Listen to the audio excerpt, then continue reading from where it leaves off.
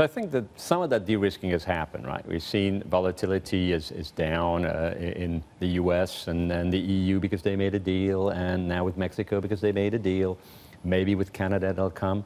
Volatility is slightly up in Japan this week because they're going to talk about making a deal on Wednesday, and the fear is that if there is no deal, especially if there is a mention of tariffs on autos, that'll be really, really bad for Japan.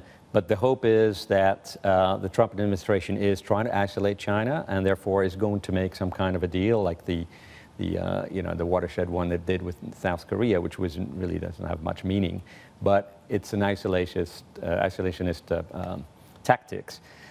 Meanwhile, volatility is up in China. It's up in a lot of the emerging markets. Some might get hit by that. And on top of that, the U.S. Fed, as you mentioned earlier. So there is already this kind of positioning going on. But for the good news for portfolios is that there is still a lot of diversification to be had from that. And therefore, if you have a portfolio spread across multi-asset classes and regions, your risk has not changed all that much. So the point is we should not sell Asia and EM indiscriminately. We should lighten up on select areas and we should overweight select areas. Where would they be? So certainly there are some differences, right? So you have, of course, the problem childs like Turkey, Argentina, Brazil, and that have their own issues and have also attracted the ear of Trump.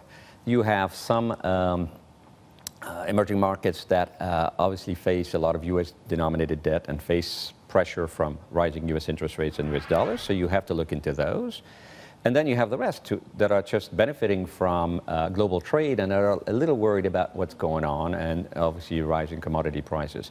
So you really have to pick and choose and be discriminatory when you invest in emerging markets today, but there are still a lot of opportunities there, yes. Hadley. Olivier, how closely should investors and traders be watching what happens this week in New York? Because essentially right now, U.S. President Donald Trump is not expected to have any meetings with the Chinese this week in New York. But at the same time, he is under a rising amount of political pressure back at home, not just from the Democrats, but also from within his own party. I mean, how closely should traders be watching what happens over the next several days? I think over the next several days, obviously the focus will be on the Fed. Will they, won't they pull the trigger on that rate hike, as they say they would? And on the meeting with Japan, right? Can Japan make a deal to avoid auto tariffs? And if that's the case, then you'll probably see very good news, very good movements on the Nikkei following that. I think that's the really big points for this week. Later on, maybe at the G20, maybe talks with China, but anything is unlikely to happen until after the elections. I mean, Trump is talking to his base. He wants the elections to go his way. He's not going to soften until then.